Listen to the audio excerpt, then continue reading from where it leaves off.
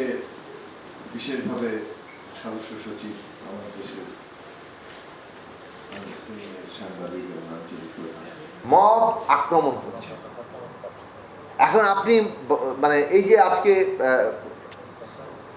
মাননীয় প্রধান উপদেষ্টার প্রেস সেক্রেটারি এটা বললেন যে মব না প্রেশার গ্রুপ, মানেটা কি? প্রেশার গ্রুপ জিনিসটা কি?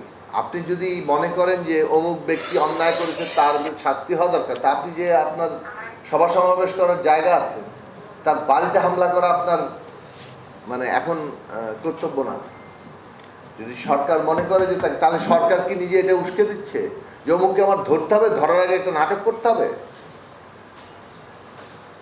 এ কি আশ্চর্য ব্যাপার! শেখ হাসিনা যেমন করতো, কাউকে আগে অ্যারেস্ট করার আগে তাকে হয় একটা তার নামে তাকে একটা নানান প্লট তৈরি করতো, হয় তাকে একটা মানে give a bad name first. আপনাকে বহুজনের ক্ষেত্রে এটা বলা যাবে।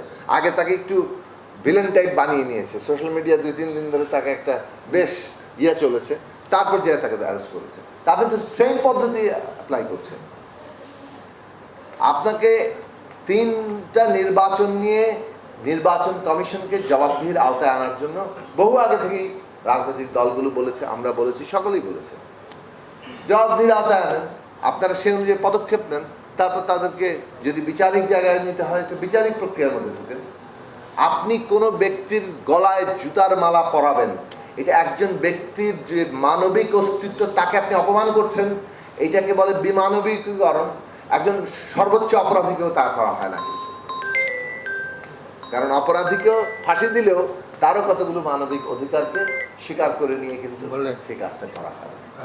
আপনি এটা করতে পারেন না। এই যে উদাহরণ তৈরি করছেন, উদাহরণ কিন্তু ফেরত আসবে।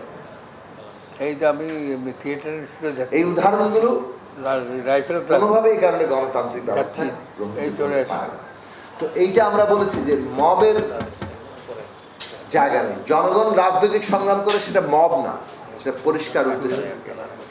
তো মব আর গণতন্ত্রের জন্য রাজনৈতিক সংগ্রাম, এই দুটোকে এক মিলিয়ে ফেলা যাবে না। ভবিষ্যতে এরকম দাঁড়াবে রাজনৈতিক সংগ্রাম আর মব যেন একই জিনিস। ফলে মবকে জাস্টিফাই করার কোনো রকম সুযোগ নাই। মব কোনো গণতান্ত্রিক ব্যবস্থার অংশ নয়, তাহলে রাষ্ট্র তার নিজের অস্তিত্বকে আসলে নাই করে। ছোট দুটো কমেন্ট করব। চট্টগ্রাম বন্দর বিদেশিদের ইজারা দেওয়ার বিরুদ্ধে বহুদিন ধরে আন্দোলন হয়েছে। আমরা বারবার বলেছিলাম, সেই সময় আমরা নিজেরাই আন্দোলনের সাথে যুক্ত হয়েছিলাম। আমরা একটা কথাই বলেছিলাম যে বাংলাদেশ বন্দরের মতো একটা গুরুত্বপূর্ণ জায়গা, যেটাকে অর্থনীতির হৃৎপিণ্ড হিসেবে বর্তমান প্রধান উপদেষ্টা বলছেন, সেইটা যেমন অর্থনীতির হৃৎপিণ্ড, আবার একই সাথে এটা একটা নিরাপত্তা এবং কৌশলগত দিক থেকে খুব গুরুত্বপূর্ণ জায়গা। ফলে এই বন্দরের উপর প্রথমত সার্বভৌম কর্তৃত্ব আমাদের জনগণের, সরকারের থাকা দরকার, এবং সেক্ষেত্রে তারপরে এর অর্থনৈতিক এবং অন্যান্য প্রযুক্তিগত দিক উন্নতির জন্য সরকার নানান পরিকল্পনা করতে পারে।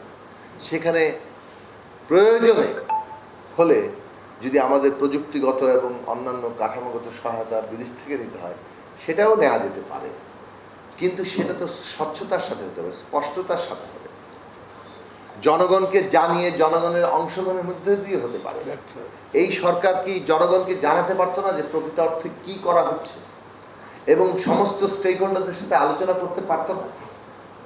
এরকম একটা গুরুত্বপূর্ণ বিষয় যেটা নিয়ে আসলে দীর্ঘকাল ধরে আন্দোলন চলেছে, সেটা কি একটা সেফ একটা মানে সরকার ক্ষমতায় আছে বলে আমার ক্ষমতা বলে করে ফেলবো? এই পদ্ধতির সাথে আমরা একেবারেই একমত না। সরকার কি প্রস্তাব করছে এইটা আসলে এখন পর্যন্ত জনগণ অন্ধকারে। সরকার মনে হচ্ছে একটা বিদেশি কোম্পানিকে দিয়ে দিচ্ছে। কি জায়গা দিচ্ছেন, কোন শর্তের ভিত্তিতে দিচ্ছেন, কত বছরের জন্য দিচ্ছেন, সমস্ত আলাপ আলোচনা জনগণের জানার অধিকার ছিল। জনগণ না জানলে এর মধ্যে যে আশঙ্কাগুলো আছে যে এইটা কি বিদেশিদের কর্তৃত্বে চলে যাবে, আমরা কি নানান দিক থেকে সার্বভৌমত্ব ঝুঁকিপূর্ণ হয়ে যাবে, এমনকি যে বন্দরের সমস্ত বিনিয়োগ আমাদের দেশের টাকায় হয়েছে এবং সেটা এখন কাজ করতেছে, হ্যাঁ সেখানে একটা অলরেডি মাফিয়াতন্ত্র কায়েম হয়েছে, নানান দুর্নীতির রাজত্ব কায়েম আছে, সেগুলো বদলানো যাবে কিভাবে সেটা একটা বিশেষ আলোচনা। কিন্তু সেইটা বদলানো একমাত্র প্রতিষেধক হচ্ছে একটা বিদেশি কোম্পানিকে এনে দিয়ে দেওয়া। এই প্রতিষেধক যে কোথাও কোথাও কাজ করে নাই সে বিষয়ে তো আলোচনা আছে। কাজে আমাদের বক্তব্য হচ্ছে যে যদি বিদেশি কোম্পানি আনতে হয়, সহায়তা, প্রযুক্তিগত সহায়তা লাগে, সেইটা একটা বিবেচনা করা যাবে। কিন্তু সেই বিবেচনা মানে বন্দরে দুর্নীতি হচ্ছে বলেই মানে 1 লাখ কেবল একটা বিদেশি কোম্পানিকে দেওয়া এবং কোনো রকম জনগণকে যথেষ্ট পরিমাণে ব্যাখ্যা না দেওয়া, সেইটা মানুষের মধ্যে সার্বভৌমত্বের প্রশ্ন নিয়ে, বন্দরের নিরাপত্তা নিয়ে এবং দেশের এতদিনকার বিনিয়োগকৃত একটা প্রতিষ্ঠান তাকে লাভজনক প্রতিষ্ঠান অন্যের হাতে তুলে দেওয়ার বিষয় নিয়েই প্রশ্ন তুলবে।